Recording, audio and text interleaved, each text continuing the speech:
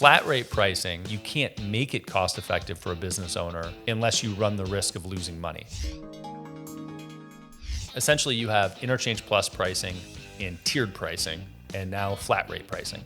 And flat rate pricing is just sort of a version of tiered pricing. So the quick summary here is that interchange is the cost of all of the transactions that happen. So it's actually the hard cost that every credit card processing company pays for when they want to run a transaction. Credit card processing companies then mark up that fee and pass it on to the business owner. And that's how they make money. And the markup also controls risk. So there's some element of necessity there. Interchange plus pricing would be that you just mark up the actual cost a little bit and it's a flat markup that you're passing on to the business owner. Most pricing is not interchange plus. Most of it is tiered pricing.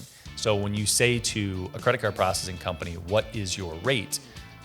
They're either going to have a couple rates based on whether the transaction is swiped or it's key entered, or maybe it's a big rewards card. Those would be the 3 different tiers. Or they'll give you a flat rate like Stripe or PayPal purports to. So Stripe advertises a 2.9% and 30 cents per transaction, at least as of this moment. And the idea there is that some transactions, the interchange cost is going to be very close to 2.9 and 30 cents.